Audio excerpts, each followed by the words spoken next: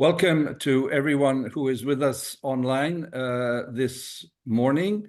This is a cooperation between the Presseclub Concordia in Vienna, Forum Journalismus und Medien, also in Vienna, the Institute for Human Sciences, which I represent. My name is Ivan Vejvoda, and I'm a permanent fellow at the Institute, and we are generously supported by a grant from the ERSTE Foundation here in Vienna.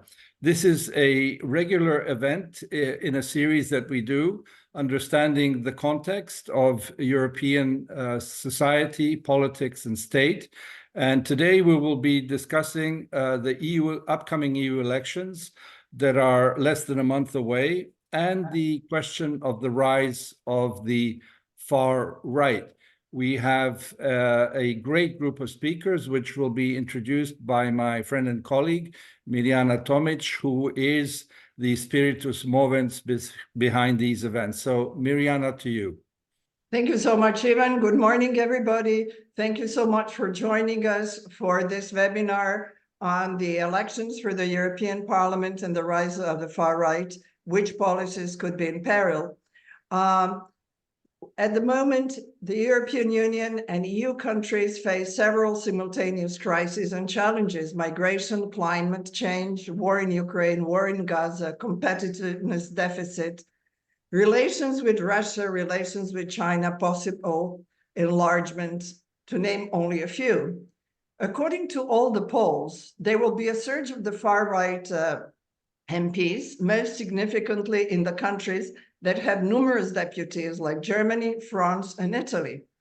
Far-right parties, as you know, belong to different parliamentary groups, and their concerns vary. Some far-right parties support feminists, others vilify them. Some have strong ties with Russia, others prepare for war with Russia. Migration seems the only issue that unifies them. Since all voters actually vote in their countries of origin, please, Georg, my colleague here, I would like to show you, just for the sake of understanding the communication strategy of the three Austrian parties. In the middle, we have the far right that says exactly what their policies are or will be. That is, for those who do not understand German, the big sign on the bottom is European insanity, and then we have the asylum crisis, then we have warmongering, we have that is ecological communism, and then we have corona chaos, and then you can see in the middle that Ursula von der Leyen kisses Zelensky. The other two parties that I chose randomly in my neighborhood this morning, to the left, we have the Social Democrats, who say that they're going to fight for a fair Europe. It doesn't quite say what that means. And then we have the Greens, who would like to bring heart to Europe. When it comes to fairness and heart, it is not really so specific, while the far right is rather specific what they want. However, what I would like to learn today is what exactly can they do? Which policies can actually be implemented? So I would like to introduce the speakers. Our speakers are, Alberto Alemano. He has not appeared yet, so I will have, he was supposed to start with the topic, but I shall just say who he is when he appears.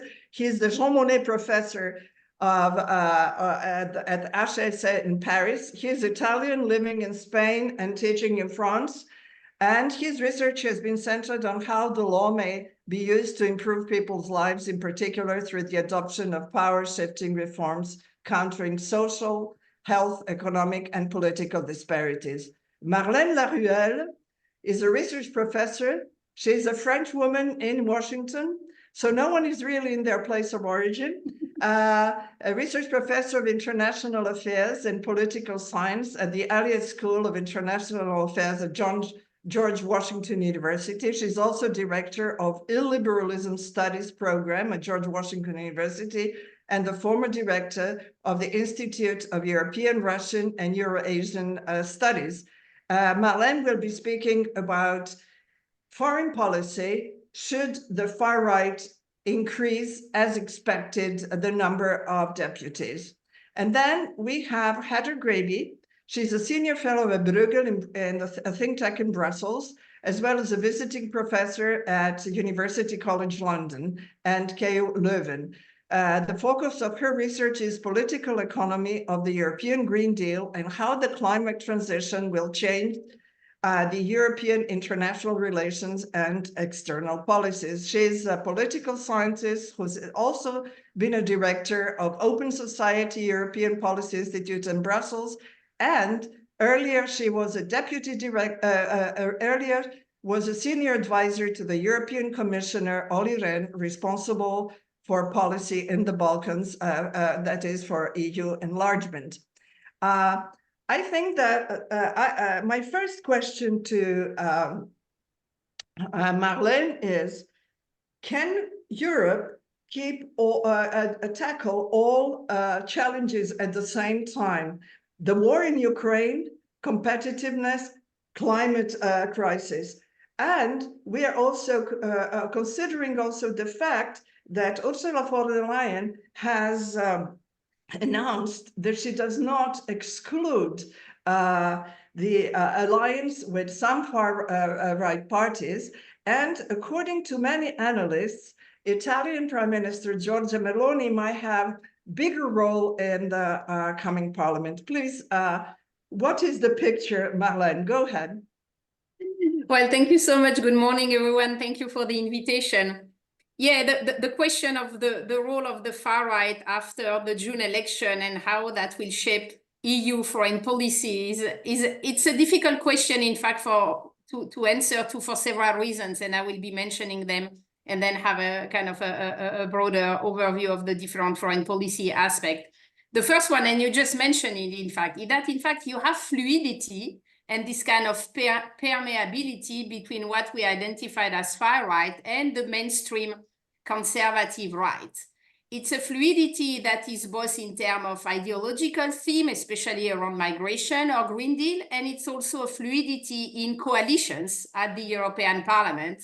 And the fact that Giorgia Meloni and Ursula von der Leyen seems to have good relation is one example of this fluidity. So it's sometimes difficult to decide who is far right and which role it can play if you have both a far right that is normalizing and a conservative classic right that is borrowing theme from the far right.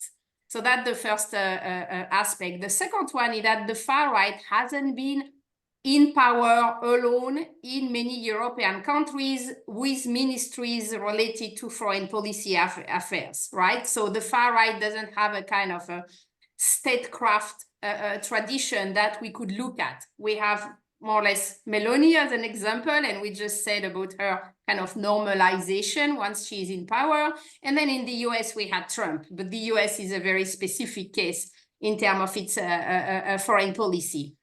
Third element that makes the discussion or the difficult to assess is that foreign policy is always a secondary concern for far-right politics. But for far-right politicians, the focus, the core issues is identity politics, and foreign policy is secondary. There are, of course, moments where foreign policy and identity politics overlaps when we talk about migration, sometimes war in Ukraine, but on many other foreign policy issues, the far-right position is either not very clearly defined or it's opportunistic. It can be adapted, right? It's not a core ideological element of them, so it's really difficult to know once you get far-right more in power, how they will adjust their foreign policy. And then fourth element is that there is no unity, as you were mentioning in your introduction. It is very much depend on the national context. And so very often the far right is also adapting itself to its national context and coming with different political culture in terms of far right. I think one of the good examples is both Hungary and Poland when it was under the peace, where you had a really deep ideological alliance in terms of values, in terms of Euroscepticism, but two different geopolitical orientations toward Russia. right? So that was a good example of two kind of illiberal parties that share a lot, except in some element of their foreign policies. So what we have when we look at the European landscape, we have still far-right parties that are still having or had a very strong pro-Russian voices, and that can still have it partly. I think Germany with AfD and Austria with FPÖ are really the two countries where you still have very strong pro-Russian voices. And then I would add France, where Marine Le Pen has really very much nuanced her formerly pro-Russian position and is now having something that is much more neutral and better crafted. But by tradition, the French far right was also very pro-Russian. And then on the other side, you have a far right that is pro-US, pro-NATO, and therefore pro-Ukraine, think Poland, think the Baltic state, Romania, so mostly Central European countries, because they have a long history of neighborhood with Russia. But you also have European countries where the far right has no very clear vision of what they want in their relationship between Ukraine and Russia. Think Swedish Democrats. I mean, that was never a very big kind of a polarizing element in their political offer. And then we have two kind of fascinating cases, I think. The first one is, of course, Italy, because in Italy, you have both a pro-Russian and a pro-NATO. Far-right, the pro-Russian one being Matteo Salvini and former kind of Berlusconi, Lega team, and then the more pro-US and now pro-NATO being Meloni. So you can have a country, and they work in coalition together, which tell you how much they may have tensions in their foreign policy orientation, but that's still secondary into what makes the coalition working. And then another interesting case that we often don't think of, I think, is Hungary, because we are used to see Hungary as very pro-Russian. But when you look around Fidesz party and Orban, all the illiberal think tanks that are really crafting an ideological product for Europe, they are all pro-NATO. They are all connected to American far right.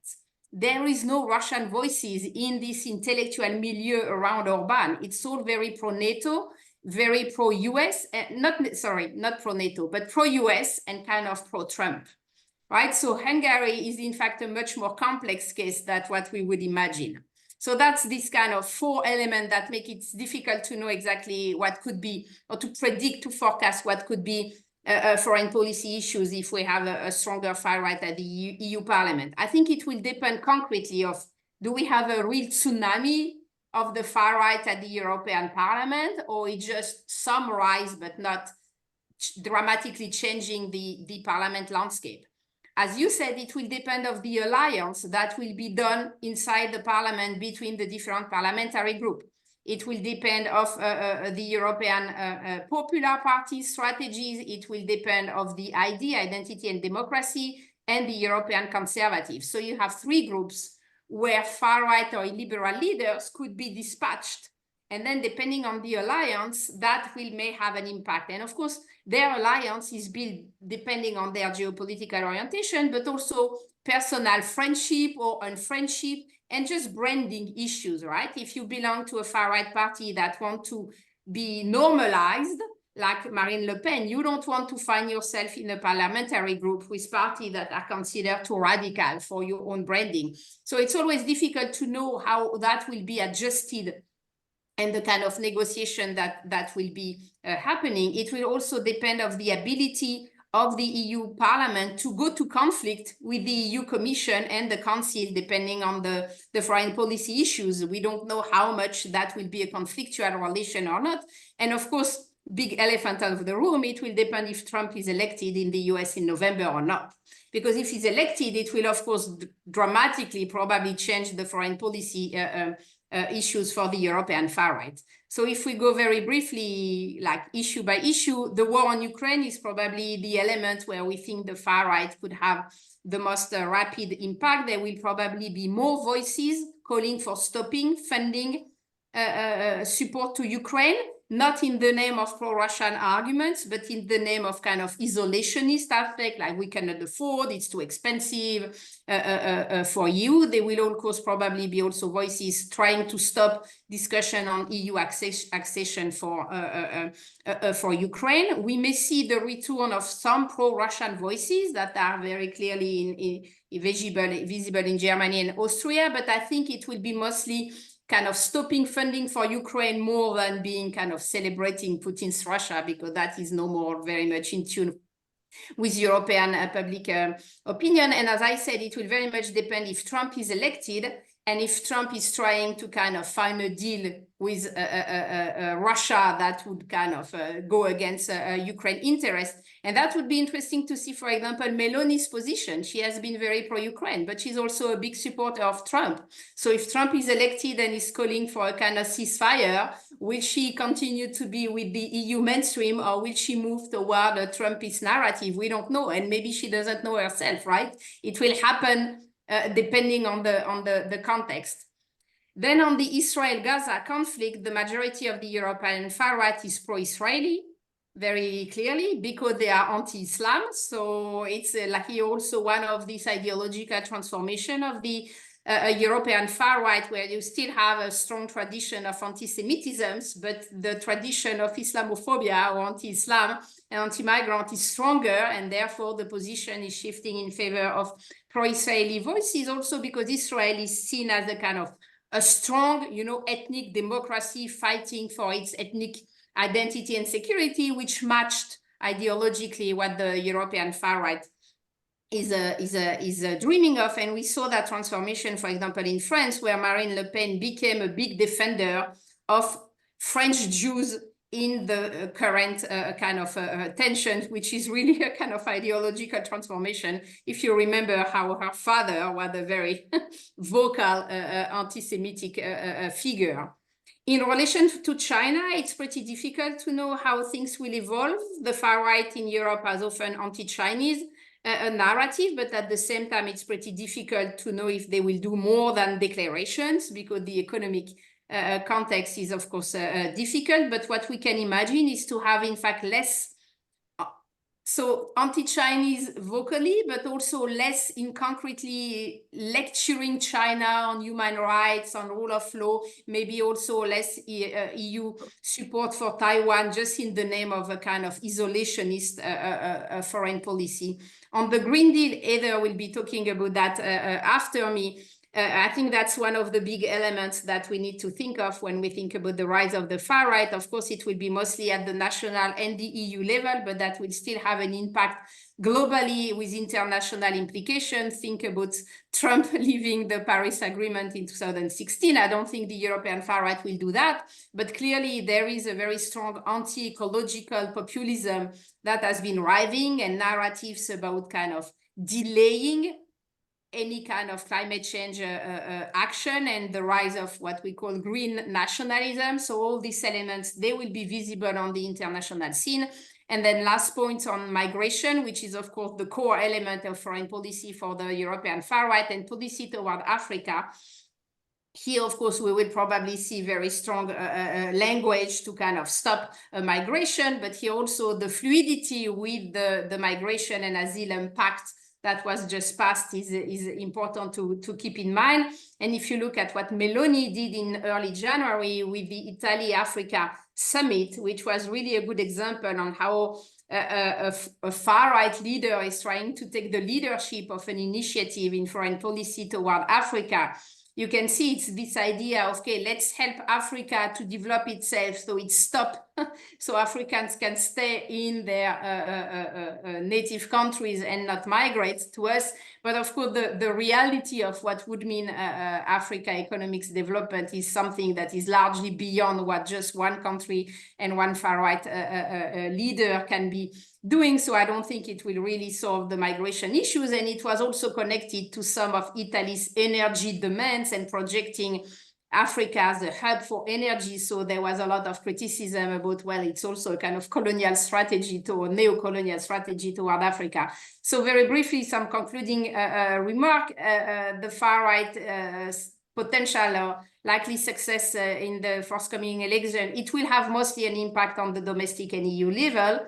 In foreign policy, it will depend on their capacity to work together at the EU level, probably less favorable policy toward Ukraine, more isolationism, protectionism narrative.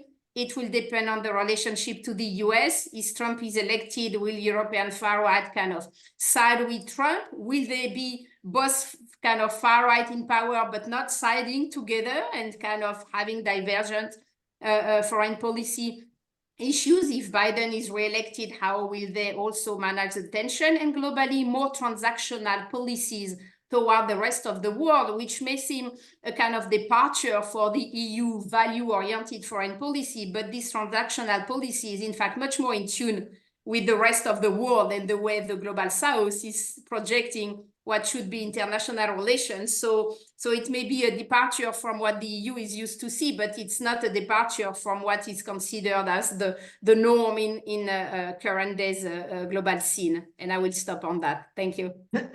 Thank you so much for this brilliant introduction. Before I give the word to Alberto, who was supposed to be first, but he couldn't, unfortunately. He's joined us now. I would like to ask you just one question. Later, we shall open the floor to the audience. And that is, most of what you most elements that you mentioned imply fluidity, imply we don't really know what will happen. But the critical policies that we need require long-term vision. And I know that Heather will speak about it later. So how can we combine fluidity, maybe yes, maybe no, with a long-term vision? Some analysts say that Vladimir Putin is getting ready for a long-term war. Is Europe preparing for a war or a peace? What will be the long-term strategy with China, considering the Green Deal and that China controls rare earths, etc.? So how does one combine this, maybe that, and the major policies, climate, security, competitiveness require long-term vision? Not to mention European values that are supposed to be the core of the European Union. Can you just I think that reflect on that?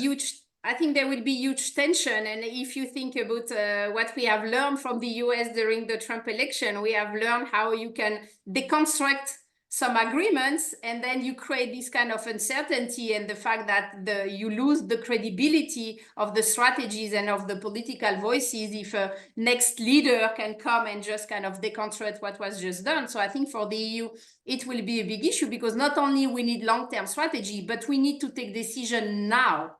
Really, there is a feeling of emergency, both in terms of climate change and of security. Decision need to be taken now, because otherwise it will be too late to prepare. And the fact that we will have the rise of the far right at the EU Parliament, I mean, the EU Parliament is not taking all decisions, right? It's still very much the Commission, the Council, and the national context. But you can see this tension arriving, and I think it will be very difficult for the EU to be able to put in action all the dramatic transformation that need to be made now if you have a strong far right that will be either transactional or clearly against some of this policy. And I think that's the tension that, well, that's what democracy is that you may have tension when you have like a public opinion that feel very fragilized on many aspects. If you don't accept to very clearly address the grievances of the European opinion, you take the risk of suddenly having in power parties that will jeopardize what are the long-term needs of the EU. And I think we are now in this kind of, I don't want to say it's a deadlock, but we are in a difficult situation where there are tension between what we consider needs to be done and what European public opinion, at least part of it, is asking for. And so, unfortunately, I'm afraid it will be very difficult for the EU to navigate, and for national countries, because the EU is also very strong at the national level in many countries, to navigate this tension and take the decision that we consider as are needed.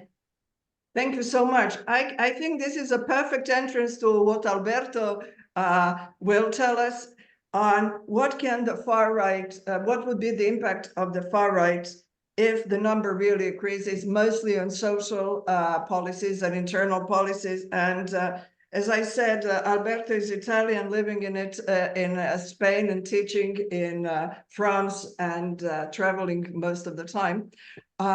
What I would also like you to tackle, Alberto, is this discrepancy in case of Giorgia Meloni. You know, in Brussels, she's considered someone who is ready to negotiate, and she is not a hard right.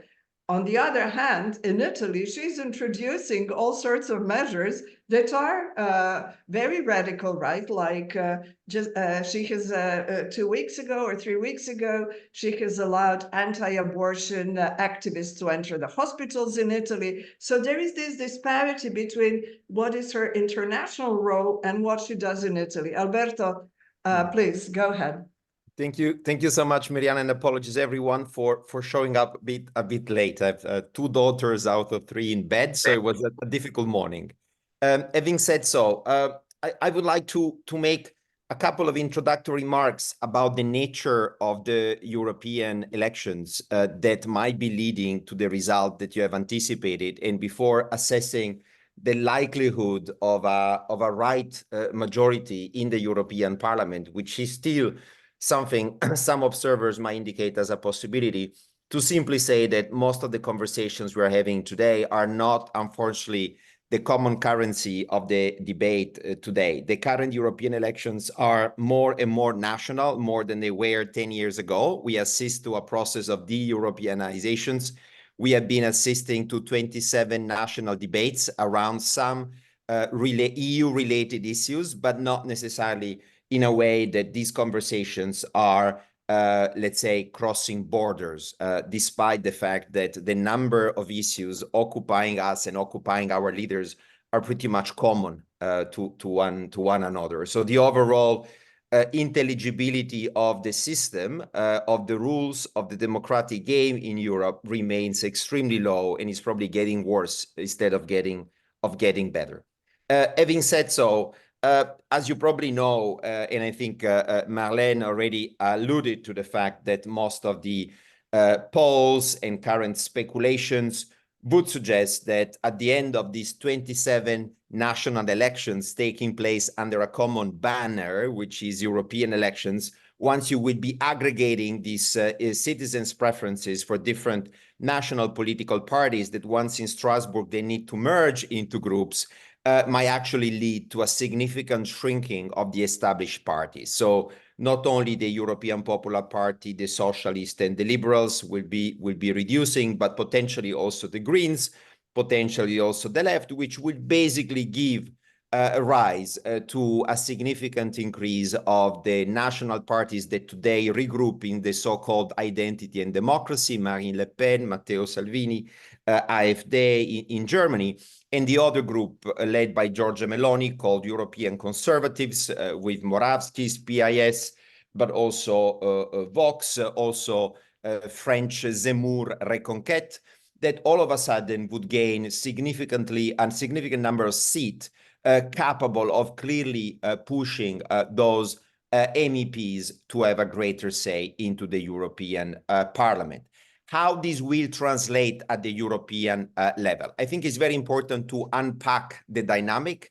There will be a vote. We're going to have the result on June the 9th, on the following day, where we need to see basically where is the political center of gravity of this new European Parliament, and to what extent this will have an impact in the choice of the President of the European Commission, and then to what extent that person, the designated person, will be able to gather a majority of the new European Parliament. So these are the 2 moments of truth in which this potential increase of the right and the far right might translate either into a new, let's say, first time ever right-led parliament, and whether this might also, therefore, as a result, affect the political color of the next European Commission.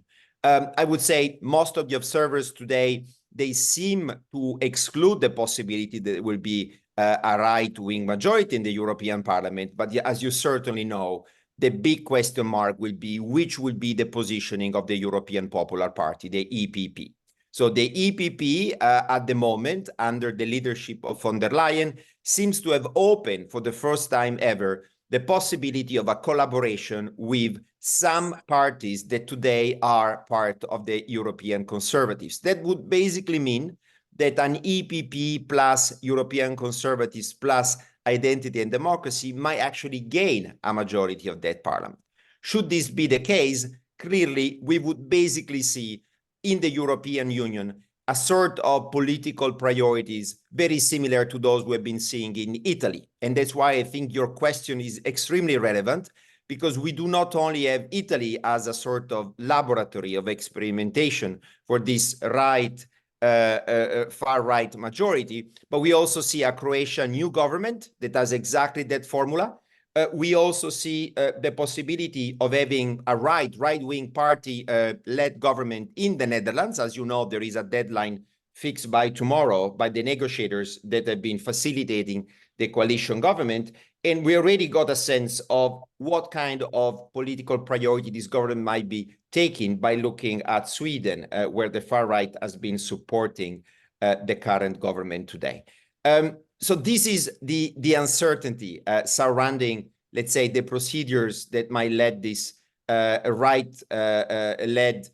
government in the European Union to take. How this will translate, I think very much will depend on the European political party leadership, to what extent they will be able to impose or to have some of their leaders impose a more conventional stance on issues ranging from NATO, defense, industrial policy, and social conservative issues, or to what extent it will be the far-right party to actually calling the shots and defining issues around social issues. So perhaps a final remark on the fact that Madame Meloni, who basically embodies this kind of first right plus far-right party, what we call the right-center majority in Italy, what has been doing. I think there's a duality that you have highlighted.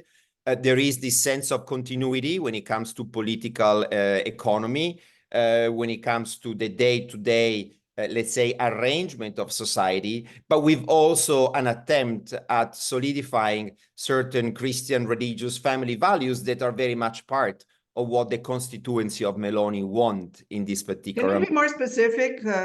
What exactly do you mean? Over the last year in particular, we have assisted to several attempts by the Meloni government to push for anti-abortion policies towards new practice, new way of interpreting, for instance, the right to abortion. And this has been institutionalized by allowing medical doctors to basically be conscientious objector, to still provide services within hospitals, but basically not operationalizing such a right. And all those practices have been largely normalized. They have not necessarily been challenged before courts. And you clearly see that there are new social norms and political norms emerging, which are not necessarily visible, I think, outside of the country. But they suggest a deeper approach that this particular government has in shaping the contour of what is living in Italy in this particular moment. We also see, and I think this is a source of worry, the fact that there is an entire ecosystem of Christian family religious-based government organizations, non-profit organizations being supported by philanthropies, mainly based in North America, whose financial input in Europe has been doubling in a matter of more than a year. So there's an entire, let's say, trend suggesting that the right and the far right in Europe are not necessarily only getting the votes, but they're also getting further support by a philanthropic organization, by new non-profit organization that always existed, but not to the same extent, not with the same kind of power to shape this new understanding of the European life as they clearly or they often put it to us. To what extent, and then I will give the word to Heather, to what extent these Christian organizations are financially supported by the similar organizations in the United States? There are clear links between those, and the vast majority. There is a new study by Corporate Europe Observatory clearly highlighting the fact that most of these philanthropic donations do come from North America. They do come from the usual suspects, families, big industrial complexes that have been investing and have been creating the climate that has led these values to reach even the Supreme Court of the United States and to change entirely the political priority of the judiciaries. And this is happening in Europe. We have been getting a sense of it in Poland when all these anti-abortion movements have emerged, supporting the PIS-led government, and which have basically supported the reforms that went through Poland. But this is clearly going well beyond it, and we get a sense that this is happening at the pan-European level. These organizations are settling in Brussels, and they are clearly linked one to another. In other words, we shall see the backsliding, just to mention one example of women's rights. I think this is a possible scenario. It might be one of the most visible one, but it might led by women, by the way, and led by women. Well, led probably by white male philanthropists who really care about those values, and they really push their own unlimited financial resources in order to win that battle of ideas. Thank you, Alberto. By the way, we already have some questions in the chat, but I will ask Heather to intervene, and then I will open the floor because so many questions are open. Heather, you are a specialist in a Green Deal, but you're also, I just want to say, because we have people from Eastern Europe, you're also specialist in enlargement. When it comes to the Green Deal, where are we now? I understand that the possible new commissioner, Teresa Rivera, the Spanish socialist, has heavily criticized Ursula von der Leyen for watering down the Green Deal. Green Deal, like preparation for a war, they need a vision, and you often talk about a vision and plans, and it's all about long-term planning. Can we think of fluidity of the European Parliament and what can happen, and this necessity for long-term planning that the green transition requires?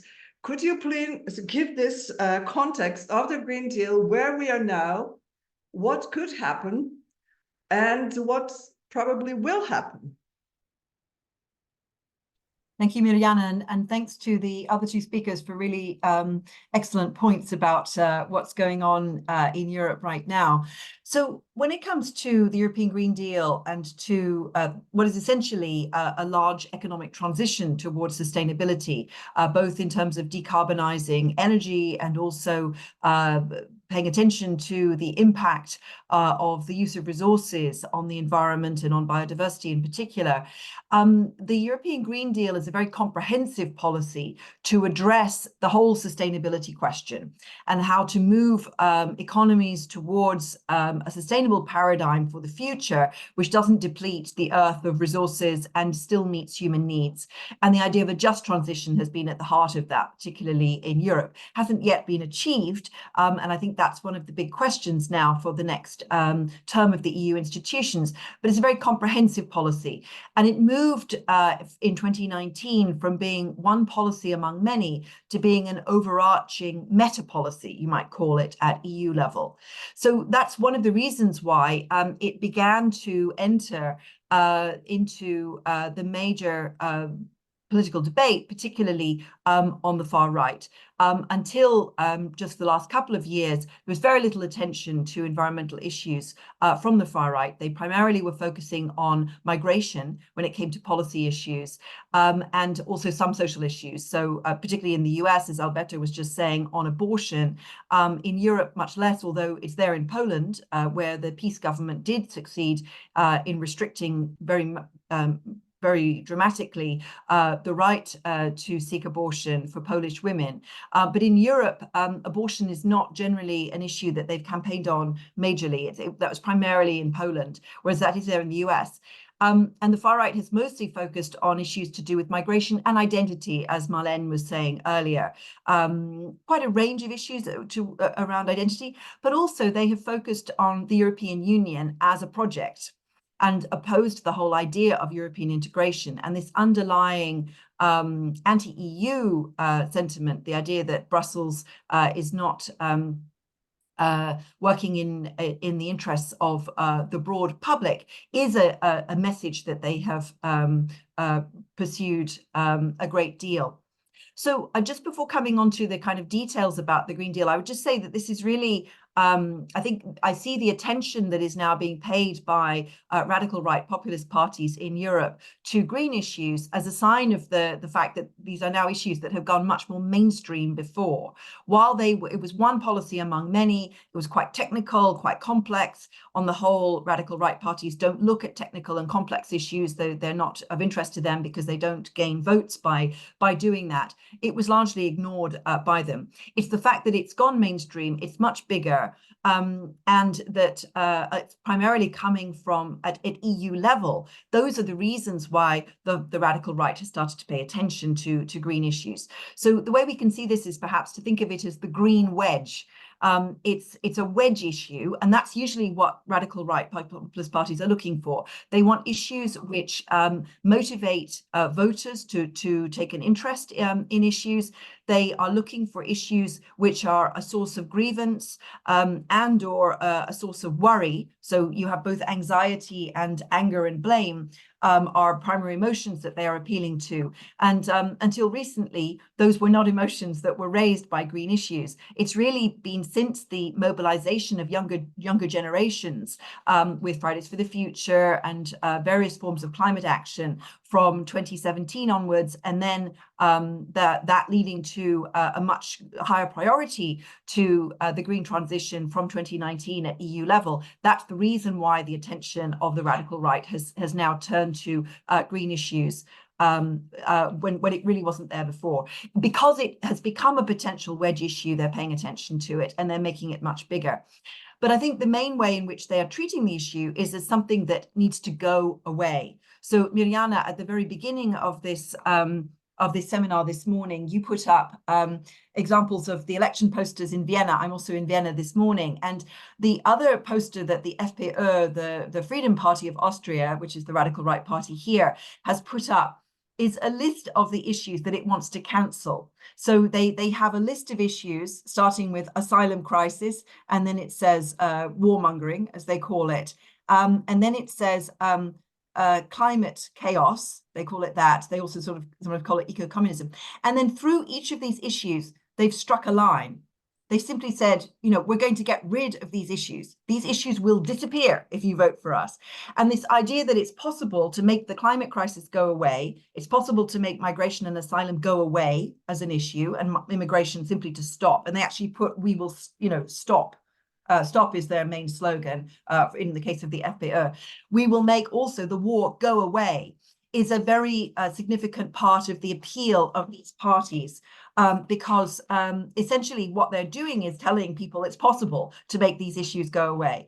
And that's, of course, a claim that I would very much contest as a political scientist, because these are issues which are very strongly there and they're ones which can't just kind of vanish.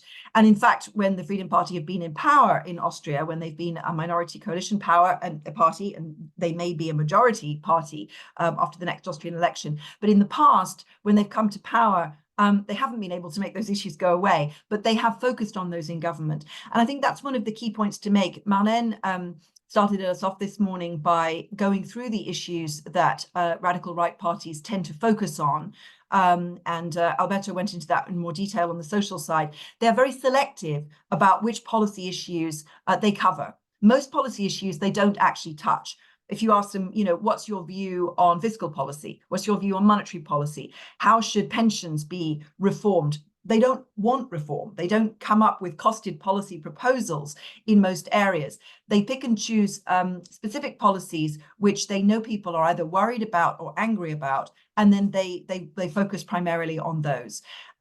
So that's why I would expect that if there is a much increased set of MEPs from radical right populist parties after the next election, that they will focus on primarily on migration and asylum in the European Parliament.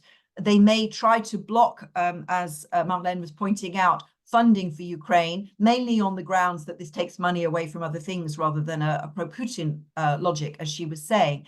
And on green issues, again, I think they will mostly go for funding and trying to stop particular measures that they know are likely to be unpopular. They won't speak out on measures that are popular, green measures that are popular. For example, the way that some governments, notably in France, are now providing credits for buying electric vehicles. That's on the whole a popular policy, so they won't touch that.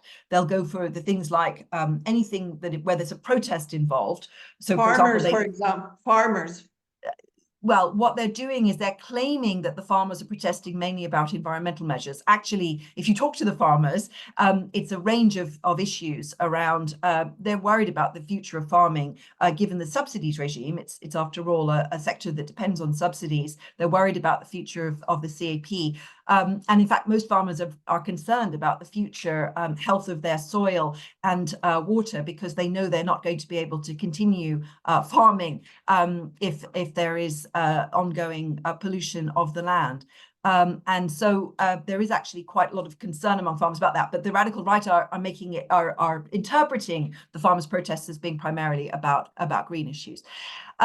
But I think what we have to think about when it comes to their role in the European Parliament is there's the issue of fluid allegiances. And let's remember that the composition of the Parliament is very likely to be two different, separate radical right groupings. There's ID, the Identity and Democracy Party, and then there's also there's the ECR, which is the European Conservatives and Reformists.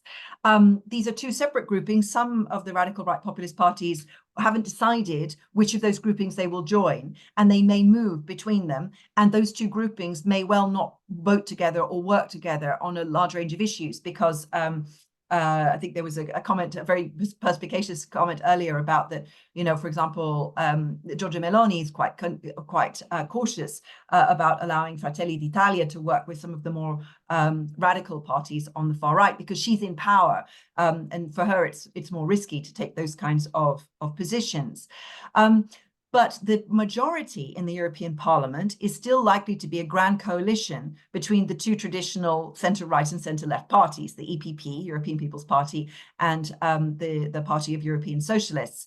So they're not going to be in a majority position. They are, I think, unlikely. It's unlikely that in the end, the European People's Party will want to form a coalition with the populist radical right. So they will still be kind of, you might think of it as sort of throwing tomatoes from the sidelines rather than being in a decision-making situation in the parliament. Now, that's fine for a lot of these parties, which have never really sought to be in power. They prefer to be on the margins, to pick and choose their issues, to focus primarily on issues to do with migration and identity, and not to go into policy issues. So I think the big question is what happens when they do get into power. Now, what we've seen with radical right parties that have got into a governing coalition in Austria, the FPÖ has been in coalition several times. We've seen this with also the Finns party, which had the foreign ministry. In fact, the foreign minister was from that party a few years ago. Giorgia Meloni, of course, in Italy. When they're in power, on the whole, these parties moderate their positions rather rapidly. So on certain issues, like, for example, abortion in Poland, now potentially abortion in Italy, they may go quite radical and introduce measures. In Austria, we also saw this to a certain extent with asylum. But on many policy issues, they go quiet. So the interesting thing will be, I think, how the radical right parties that are in government in the council, so not just in the parliament, what positions they take, because that will also shape the positions that their parties take in the European Parliament. It's a bit of a complicated way of describing it. We should have maybe a few diagrams explaining how the EU works, but essentially it's more important the positions that Giorgia Meloni potentially the new Austrian government, potentially the new Dutch government taking the council, because I think that will shape the way that the parliament reacts to a lot of these issues, both on foreign policy to do with Russia, Ukraine, also on green policies, and also on the US. And here we come to the big issue, which Marlène rightly mentioned at the beginning, that the outcome of the US election will be absolutely critical to determining really the ideological underpinning of these parties, because so many of them look to Trump as their spokesperson, and he has defined a lot the radical right agenda in the United States in ways that has affected also European parties, and which is quite remarkable given, you know, the background of, for example, Marine Le Pen being quite anti-US, but the extent to which Trump's stances then actually changed the debate in Europe among populist parties is really quite remarkable. So there's the question of, first of all, does he win the US election? And then, which is by no means a foregone conclusion, but if he does win, also, what issues does he focus on? Because a lot of his focus may be domestic. You know, what he said in the US election campaign so far is very much about wreaking revenge on those he sees as his enemies in the United States, rather than foreign policy issues. And on the question of Russia and the war in Ukraine, he said different things. He said that he won't support European countries that are not, as he says, paying their way. So I think there's a big pressure now on European countries to spend more on defense, and they are going to be doing that, I think, in the run-up to the US election. But whether he would try to do some kind of deal with Putin, whether he would block funding to Ukraine, this is not entirely predictable. And he is not an entirely predictable actor on these matters. He's taken some stances, he's made a few statements, but we don't really know exactly what he's going to do. And the way that he reacts and where that pushes NATO will really be absolutely vital. So I think this is not just a question of populist radical right parties taking positions in a vacuum on Russia, Ukraine. They will be reacting a great deal to the US positions and to what happens in NATO. But just to come back to how they might behave in the parliament overall, as I said, I think on a number of issues, the council and the positions of the heads of state and government will be important there, given that there will be more of them who are from the radical right.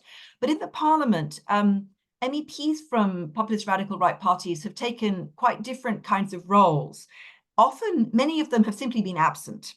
They've used the parliament as a kind of cash machine. They've taken the money that they get as MEPs, both their salaries and the money they get for their offices, and sometimes used that for domestic campaigns and so on, but not really turned up, not voted, not taken a role in committees or as rapporteurs, these kinds of positions of power in the parliament. Others have taken those kinds of roles. So there's a big question about which of the MEPs will actually turn up and be active in the parliament. Then there's the question of what kind of party alignment they will have, whether the far right will work together or not.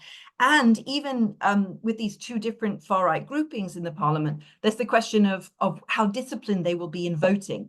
Because one of the big strengths of the European People's Party is it's a very big tent of centre-right parties, but they vote together. The EPP is extremely disciplined about voting together, whereas the populist radical right in these other groupings, much less disciplined. So will they vote together? Because that's really what gives you power in the European Parliament. So I think there are still big questions of how much they involve themselves in policy issues, how much they turn up, how much they vote together, and how much they actually try and take positions of power in the European Parliament. All of that is still quite hard to predict at this point. Now, when it comes to the Green Deal, you have one more minute. You have one more minute. Okay, the big issue with the Green Deal will be about funding, and particularly the reform of the EU budget, and whether the reform of the EU budget, the next one will run from 2028, will actually involve more green funding, because that's where the Parliament does have power. But a lot of the legislation has already been passed, and so it will be about national implementation. So your point at the beginning, Mirjana, about investment is really key. that they're both the public sector governments and also the private sector companies need very clear signals about where the green transition is going in order to invest in it and to make it a reality. So where the populist radical right could play a role is mainly just making the outcome uncertain. Will there, in fact, be a ban on internal combustion engines from 2035? Will there be, in fact, reduction in nitrates? Will there, in fact, be significant measures for further decarbonisation? By introducing uncertainty, they deter investment. So that's where they could really make a difference on the green transition. They have, in terms of their stances on green issues, moved from denial. Very few of them are denying that climate change is a reality. The AFD still is, but not many others.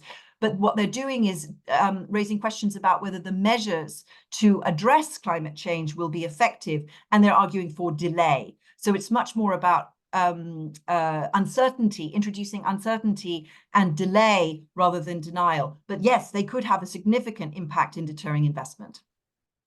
Thank you so much. There's so many issues, and I will read some questions, but at the end, I would really like to understand, as someone who is not an expert in the Green Deal, but I would like to, the Green Deal requires a lot of funds. On the other hand, defense and security and upping the production of weapons also requires funds. Where is all this money gonna come from? I'm asking not as a financial specialist, just thinking as a citizen who will vote on the 9th of June. Where is the money gonna come from? But I will first read the questions. Sasha, I will ask, please raise your hand, or if you're right here, please introduce yourself. There is a question from Sasha. Just a second. It is, what is, I'll read all three questions. What is the problem with the left that fuels the right-wing flocking? You decide who wants to reply to that. Tu Alemano. Meloni will to change constitution. Does it mean more authoritarian ruling in Italy? And then as well as in Europe.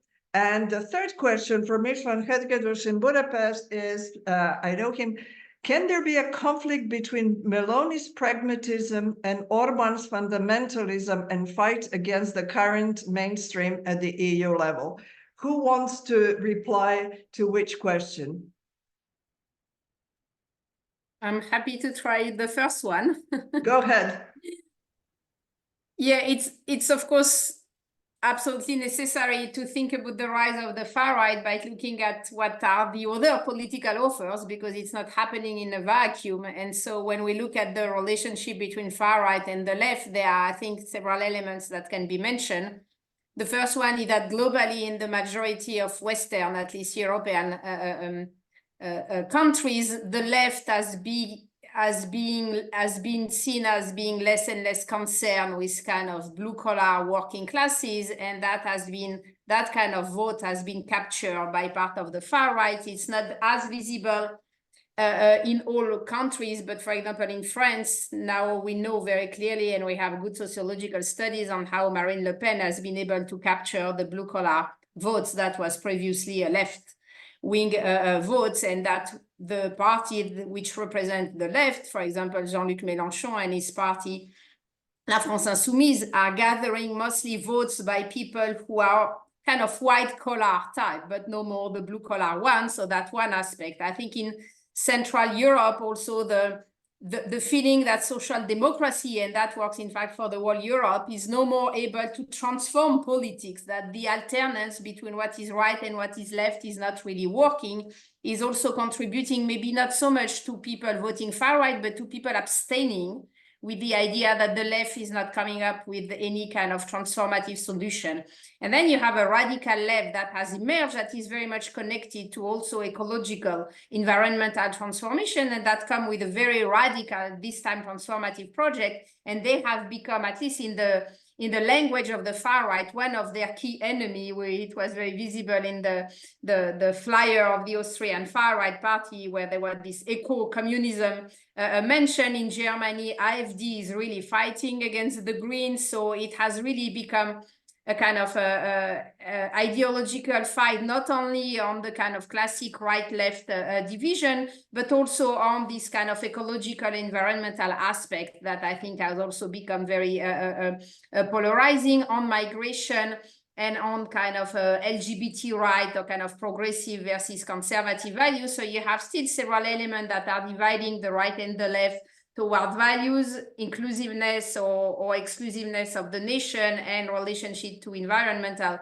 politics. But what is interesting is that sociologically, the left is no more able to feed the needs of the kind of blue-collar votes, and that has been shifting to the far right. And I don't think that we can imagine any kind of decrease of far-right voting until we get a left that is still that will be once again able to come up with a political offer that is kind of resonating with what these kind of working classes are asking for. Thank you so much. Alberto? Yes, if I can take his one question opposing the Meloni's pragmatism with Orban's fundamentalism. Let me say, Isvan, that much of Meloni pragmatism has to do with the fact that she's part of a coalition government, unlike Viktor Orban. In other words, Giorgia Meloni has been quite constrained by two difficult partners, Forza Italia, led by Mr. Tajani, former president of the European Parliament, and also Matteo Salvini from the League. These are two difficult partners that have been obliging Meloni oftentimes to either slow down or to reach certain agreements. But certainly Forza Italia has been more on the conservative conventional side of things, and the League has certainly been more radical. But this is set to change as a result of these new dynamics between the new right, which is basically Giorgia Meloni's and partners, PIS, Vox, possibly Zemmour Reconquête. On the other hand, the new real right, those who claim to be the original right, so the AfD, the Marine Le Pen, and the Matteo Salvini. So a lot of that European Parliament votes will also have an impact on the Italian government, on the pragmatism of Meloni, who has been no doubt very skilled in crafting an image of stateswoman, responsible, reasonable, despite being a post-fascist or because she's a post-fascist. But this might change entirely as a result of the variables that were already mentioned. So that the outcome of the US election, a possible win by Trump, might actually unleash the most fundamentalist dimension of Giorgia Meloni's. A new right-leaning commission might also unleash some of Meloni's fundamentalism, a new zeitgeist going towards defense. And there the big question is this alleged self-proclaimed pacifism of Viktor Orban, which is very difficult to read, and which might potentially oppose Meloni's, who appears more hawkish. But this, again, might also change. So there's a lot of, I would say, intellectual promiscuity within the posture that Meloni has assumed so far. I take the liberty to shift to the other question, which is constitutional reform in Italy. It's a very old debate due to the clearly well-established instability of the Italian governments. Several proposals have been put forward, and there is one in particular on the table today, very much pushed by Giorgia Meloni. This was not part of the political program of Brothers of Italy. It was not part of the League or Forza Italia, but all of a sudden it popped up. And this constitutional reform consists in moving the Italian parliamentary system towards a system of full presidentialism, in which Italians would directly elect their premier, their prime minister, by giving him, her significant more priorities, but more importantly, by creating a particular scenario in which when the outgoing prime minister falls, her government, his government falls, she cannot be replaced by anybody else but someone coming from the same political party. And this has been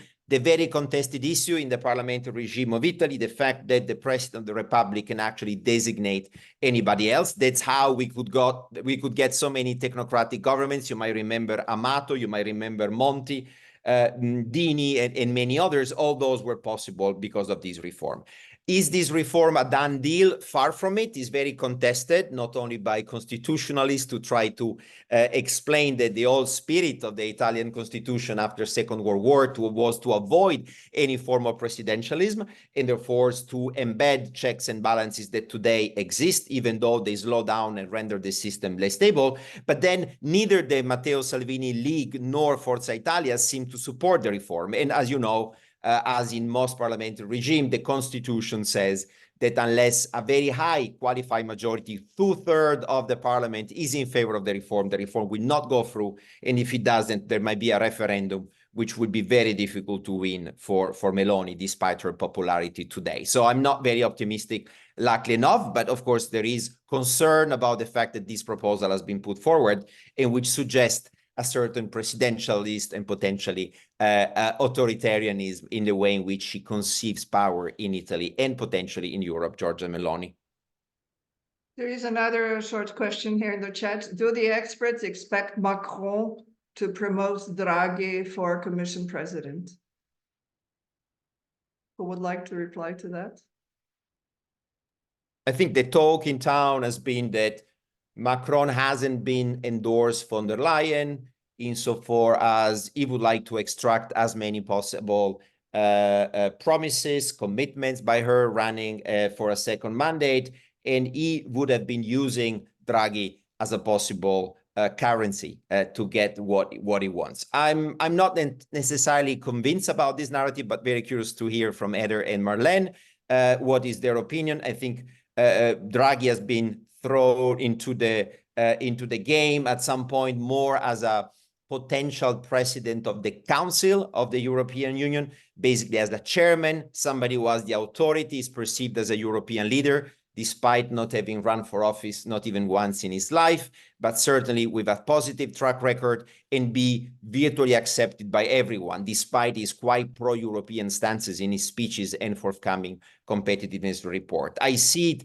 significantly less likely for Mr. Draghi to run or to be an eligible candidate as a president of the European Commission, because since 2009, the president of the European Commission should somehow reflect the parliamentary majority coming from the new European Commission. So it would be more difficult for UKO to decide, and Draghi doesn't have many friends within UKO. Thank you very much. Are there any more questions? Or I know Ivan will have questions regarding enlargement. Ivan? Unmute yourself.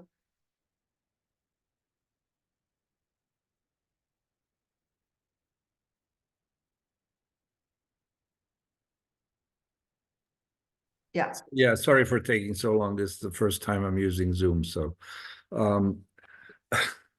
yes, I mean, in this bigger picture, we have also a mixed bag.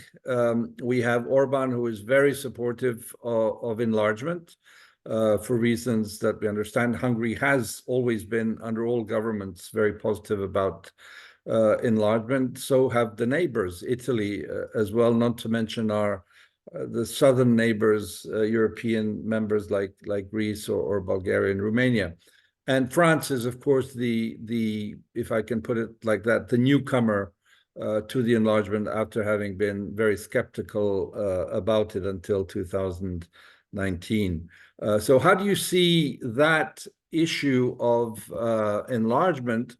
And it falls under the rubric, I think, Marlene put it very well, decisions need to be made now to enlarge or not to enlarge. And we see strong voices from the big member states that this has to go ahead because of the Russian threat, to put it very simply, and the need of an Europe puissance, as Macron put it in his Sorbonne speech. How do the three of you see this issue?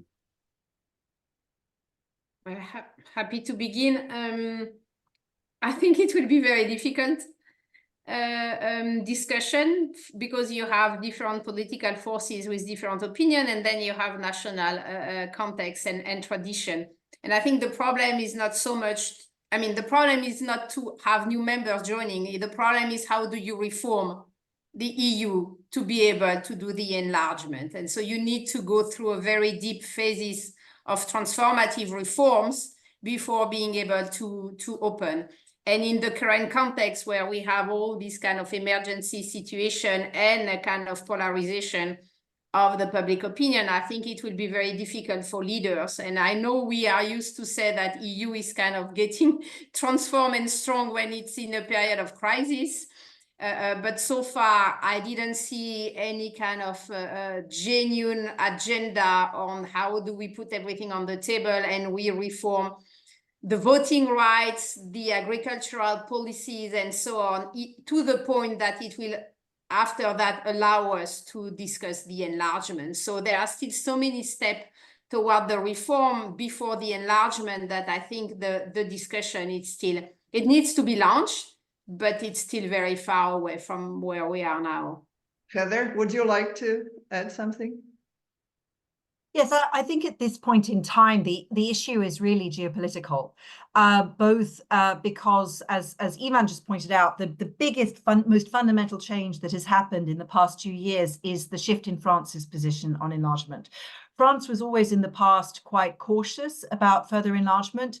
And in the Central European enlargements of 2004, 2007, France was very much the reluctant power, and it was Germany that saw it as a geopolitical imperative and really pulled France along. Whereas now we're seeing the opposite. Macron is much clearer that Ukraine in particular needs to come towards the European Union and eventually join to keep Ukraine out of Russia's hands. And it's Scholz and Germany who are more cautious, not quite sure how this is going to work.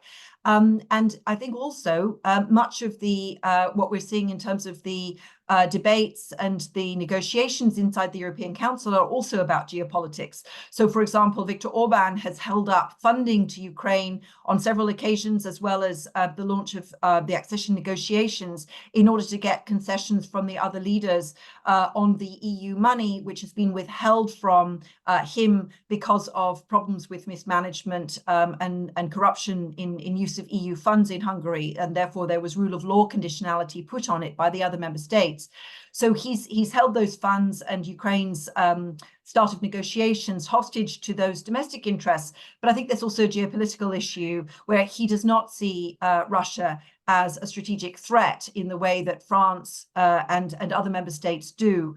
So there's a big divide between the larger member states and particularly the views of Hungary, but I think also some of the other smaller member states. And this is where far-right populist parties are actually very important because they do tend to have more links with Russia. In the chat, Bulcu Hunyadi was pointing out the fact that Le Pen received a loan from a Russian bank. There's been other Russian funding. There's been also a lot of Russian disinformation in Europe, which has supported the populist radical right. So there are very clearly linkages between them. And there have been some quite detailed academic studies on this subject as well, on the links between far-right populist parties and Russian, not only Russian funding, but also other forms of Russian support, such as disinformation networks. And so this is I think a big concern because it means that we're having a rather distorted debate about what are Europe's security interests longer term and how enlargement affects the geopolitics as well. If you think about enlargement as a geopolitical issue, it's really about what are the allegiances and the alignment of countries that are still outside the European Union. Do they move more towards Russia? So we've seen that happened in Armenia, that happened in Georgia with different parties. Or do they lean more towards the EU? And we've seen some parties in countries moving more towards EU. This has happened in a lot of countries. It happened in Ukraine, of course. Remember Yanukovych versus Yushchenko more than 10 years ago, which was very much about whether Ukraine moved towards the EU or towards Russia. We see it in Serbia now, where the government is openly pro-Russian, but the opposition is pro-EU. So this question of alignment and geopolitics runs right through enlargement in a way that it didn't up until the 2004 enlargement, when in fact Russia was at that point in time in favor of EU enlargement, cautious about NATO enlargement, but not EU enlargement. So I think we need to see it in that light. And we also need to think about how the radical right populist parties might align themselves on specific issues. I think Marlene was pointing out earlier the fact that they're not pro-Putin and pro-Kremlin. That is not popular really anywhere very much. Although you do see that in some countries, you do see that in Hungary, where loans from Russia for example, the Paks-2 nuclear power plant and other things were welcomed. You see that also in Serbia. But mostly across most countries, and certainly in Poland, the Baltic states, the populist radical right is not in favor of Russia. But this is a fault line, and these parties tend to pick up what they think will be popular issues. They have what the political scientist Cas Mudde calls a very thin-centered ideology. They're very ideologically flexible because they just pick up issues as they think they can appeal to voters. So a lot will happen with the conduct of the war. If it is evident that Ukraine is doing badly, could be losing, then they will move more pro-Russian. If Ukraine is pushing back Russian forces and being strongly supported by the United States and by the EU, then they will go quiet on that. So you have to see it as a very contextual issue. Can I just give a footnote here, which is not insignificant to what has just been said, and shows the flexibility, to use that term that we're using this morning. There's been a very public visit of the First Lady of Ukraine and the Foreign Minister Kuleba to Belgrade for the past 2 days. And of course, it is not unknown that Serbia sends to Ukraine a very significant amount of weapons. And also remember, President Xi of China made his trip to Europe last week, and he very pointedly, he went to Paris and met Macron, and then he went to Budapest and to Belgrade. So again, this is geopolitics. He was sending a very strong signal about where China wants to see European support in geopolitical terms. So I think this debate about geopolitical alignment is going to be determinant for enlargement, especially in a way that it was not before. And Serbia is right at the very heart of it. Thank you. I would like to read these 2 questions. One is by Bolchohunyadi, sorry, political capital. It's in Budapest. We are seeing investigations into the scandals around far-right party links to the Russian and Chinese states in various EU countries. Is there or can be such an investigation in France? Can Rassemblement National be shaken by such news? Le Pen once received a loan from a Russian bank. That will be for you, Marlene. And then there is another one that was forwarded to me by Boško Jakšić, a journalist in Belgrade. How do you explain kind of the new phenomena, young people being mostly behind the rise of the far right? I think this question should be linked to the far right using TikTok, which is one of the main sources of information of the Gen Z. So, Marlene? Yeah, so there was already a French parliamentary investigation on foreign interference and a long report that was published on the Front National links with Russia and the bank loans. All that is very well known now in France. I don't think there is anything new that can be added, except if there are kind of new things that would emerge, but it seems to be a kind of something from the past. And the fact that Macron and his government have been using that connection that Marine Le Pen or the Front National, the Rassemblement National globally had or has to Russia, has been already overused by Macron's team in its fight against Marine Le Pen. And I think that trick doesn't work anymore. People are tired of hearing the argument that Marine Le Pen is connected and was funded to Russia. It was a shock. It was almost 10 years ago now, or like 7 years ago. Now it's over. So except if there are new information emerging, I think the Macron government already overused that argument, and for the French public, it's not working anymore. It's a completely different situation to what has been kind of recently discovered at the EU level and in Germany and Austria. But for the French public, this story is kind of over now. Thank you. Who would like to take on the youth voting for the far right? How about you, Alberto? Happy to take it. Yeah, I think it's important to contextualize such a trend within a a broader phenomenon in which the youth doesn't vote. So is the demographic that shows up the least across OECD countries. I think this has to be linked to the fact that the very same perception of democracy as a system that is able to deliver on people's needs is clearly in question today. And the fact that voting for some of those more radical parties is something that enable those youngsters to simply express a protest vote, something that allowed them to channel insatisfaction or a sentiment of powerlessness vis-a-vis a system they don't necessarily understand or feel represented by. So there are many, many variables that suggest why there is this ability of the far right to actually reach out to the youngs. And also, as you were alluding to, Mirjana, the fact that the repertoire of tools used by the far right has been extremely sophisticated when it comes to reach out to the young is clearly also a phenomenon that today should occupy us. How carefully crafted their messaging are when reaching out to the young. So this might be part of the explanation today.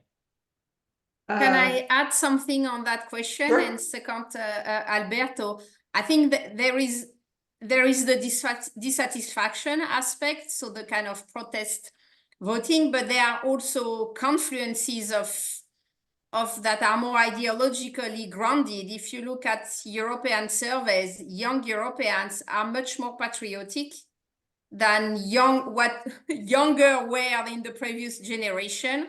They are much more favorable to the army. They have a better, more positive vision of Europe, of armies. They are more familiar with war things and violence because of a videos game. They are more patriotic. They want authority. We have very clear survey where you see young people are more liberal in terms of values, but they are less democratic in terms of consensus. They want authority. They believe authority can deliver. So you have also elements that are more, ideological than just the protest vote, and on which the far right is able to play to transform this kind of cultural element into a political offer.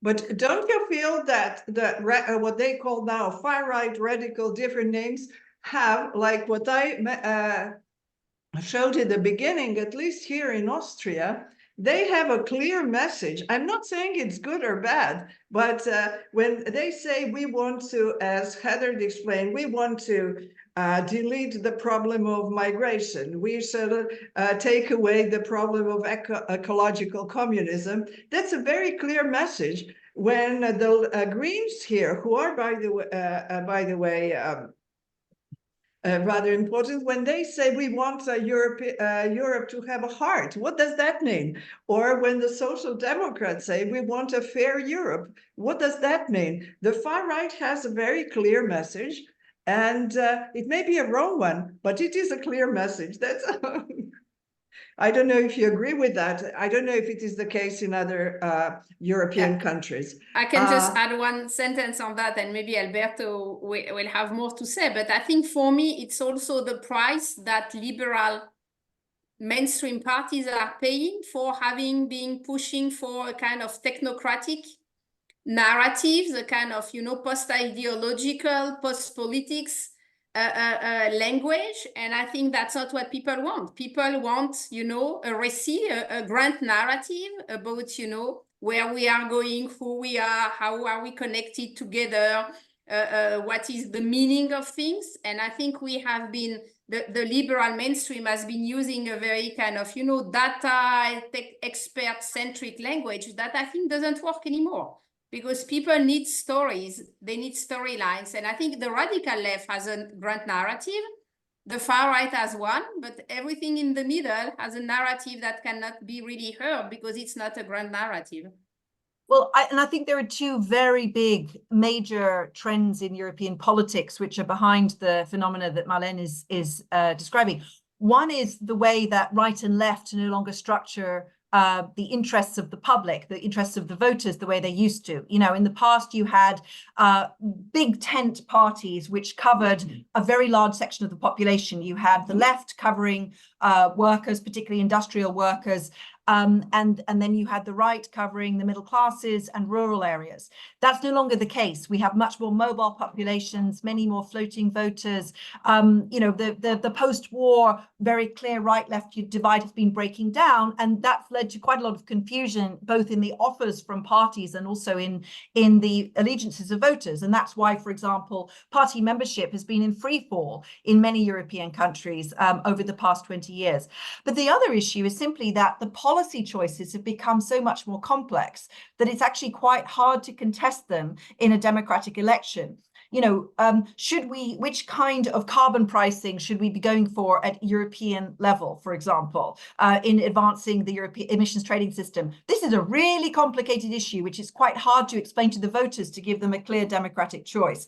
How exactly should we be proceeding with fiscal policy, given the competing constraints of needing to increase defense spending, needing to hold down inflation, needing to spend more on climate investment, and also the fact that our social security systems are currently probably not really sustainable for much longer. So how should we reform them? These are huge issues. Now, one of the reasons you do see discussion about the democratic choices around a lot of those issues at national level, and you see it also at city level in mayoral elections, but you don't see those complex issues debated in European Parliament elections, which is why you get these very vague slogans from all the parties that Mirjana was pointing out, because the EP elections are second order elections. They're about a rather abstract thing, the European Union. They are about a whole range of very different issues which have different appeal to voters across countries. And so the European elections never result in particularly concrete debates about real issues. They tend to be these very broad slogans. But all parties are really struggling now to deal with the complexity of the policy choices facing Europe, particularly now that right and left have broken down as kind of easy ways of structuring politics. Thank you so much, Heather. You have actually pointed out to what, in my opinion, is crucial, and that is the complexity of issues versus the need to have sort of comprehensible solutions, because we all focus on, when we are concerned with a particular issue, we want the complex reply, but when we are not concerned, we want a simple reply. And to combine all these things, I think, is not very easy. At the same time, my main takeaway of today's discussion is not only that there are so many issues to be taken into consideration, it is how to square the circle of flexibility versus emergency in so many areas that Europe has to face right now. We have not solved that, but at least we have raised all the relevant issues, and I hope we have helped the audience to at least be aware of the complexity and maybe make the right choice when they go to vote. Thank you so much, and thank to the audience, and thank to the speakers. Ivan? Just a huge thank you to all of you, and to the current Europe's Future Fellow, Alberto, and former Heather. And I'll plug in, Marlene Laruelle is doing a great lecture tonight at the Institute for Human Sciences at 6, so you can tune in as well. Thank you, Mirjana, and thank you to our partners, and thank you to the ERSTE Foundation once again. Thank you all. Thank you. Thank you. Thank you. Bye-bye. Bye.